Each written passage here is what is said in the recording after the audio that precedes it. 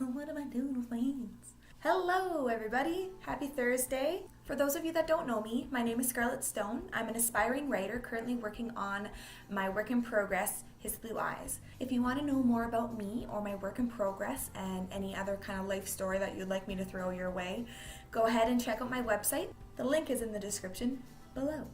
So let's face it, being a writer is pretty spectacular. But sometimes when life is getting us down, we kind of forget how awesome we are. The writer's block that we've been chipping away at for what seems like eons only has a small dent in it. You've been turned down by a publishing company again.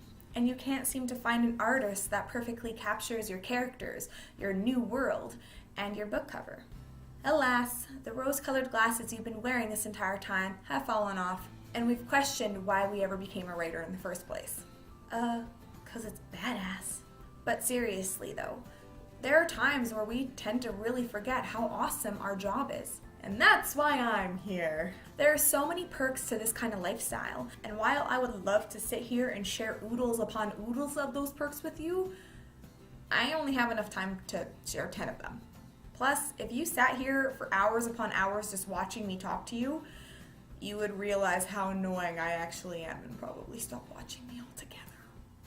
So without further ado, 10 amazing perks to being a writer. Number 1, our clothing options rock. PJs all day, every day. Enough said, but not really actually, enough said. I could keep going on this part. There's no need to waste money on work clothes and high heels that kill your feet. Or in my case, scrubs that I know are gonna get destroyed in a week's time with God knows what kind of fluid is on it. Mystery fluid. Better yet, you don't even need clothes. I may or may not be wearing pants right now. You'll never know. But seriously, you can wear whatever you want. There is no rule book to what a writer can or cannot wear. You can make up your own style. You can do whatever you want in this field. Wear a cape, because you're a writer. And you're awesome. Number 2, you don't need to leave the house. You can write in bed, you can write in the bubble bath, you can write while you're sipping mimosas on your patio. Are you a hermit? Oh, no, I'm a writer, you see. This is kind of what I do. Oh, okay, yeah, no, that makes total sense. All right, well, carry on then. You're doing a good job. Good job. Being a hermit is completely justifiable now. I feel like I could stop there, but I'm gonna keep going. Number 3, alternatively, you can work wherever you want. You aren't limited to working at your house. You can write at the city park. You can write at your favorite bookshop or the library. You can climb to the top of a frickin' mountain and work there if that's what you want to do. The world is literally your oyster, and you can write wherever you're inspired. It's awesome. Or you can be like me and just stick to the good old house. Number 4, hygiene isn't mandatory. All right, so I only recommend this perk to those that stay in their house. For those that actually like to go out and socialize with the outside world, I would maybe consider nixing this one. But honestly, the only reason why I look half decent today is because I knew that I was going to be filming this video and didn't want to scare you guys away. Makeup isn't necessary. Let your face breathe. Greasy hair for days. Ain't nobody gonna see ya. You can pop it in a bun. Who cares? I can't even remember the last time I shaved. My husband refers to my legs now as the Chewbacca legs. And I don't know if I should be offended or impressed. Deodorant is a common courtesy, but that is honestly it. Do you remember reading in history class about the medieval times where royalty would more or less just bathe like once a month, if that, because they didn't want to mess up their hair? And often they would resort to just perfume, like lethal doses of it, to mask away the scent of flesh rotting and stench and BO. That sounds like fun. Let's do that. Number 5, you can look up weird shit on the internet, and it's all in the name of research. Now we actually have a reason for our browser history to look absolutely nutty. How much can someone bleed from a stab wound? It's a lot. Can someone survive a gunshot wound to the head? Possibly. How high does a building have to be for you to jump off and die? Funny you should ask. It's about 5 stories, or 100% death rate if it's 8. You aren't just some sick psycho, you are a writer, and it's completely justifiable. Number 6. You can read and watch TV shows all day. And once again, call it research. What was once deemed lazy is now productive. You can spend all day in front of your TV or in front of a book and declare it research. How else are you going to gain knowledge of your genre? The internet? No. Bad. Now you can Netflix and chill with purpose. And now that we're on this note, hello, traveling. What a better time to travel to the area that your book is taking place in. This is the perfect opportunity. Honestly, it doesn't even matter if your book is like half made up in your head and you don't have anything down in paper. This is the time to seize the day. Travel to Italy, to France, to Scotland. Do all the traveling. Immerse yourself in the culture. Learn more about it. Sightsee. Eat delicious food.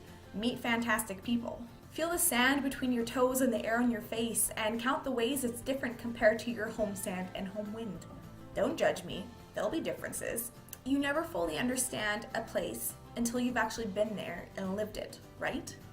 Honestly, I don't even have a book idea that takes place in Scotland, but I'm gonna make one just so I can go. Because I'm a writer. Number 7, writing doesn't talk back, and if you don't like what you're writing, you can erase the shit out of it. I find it hilarious when people are like, Scarlett, I'm having such a hard time writing today. My characters are just doing things and saying things that I do not want them to do. What is that all about? What? How is that even possible? Your characters aren't real.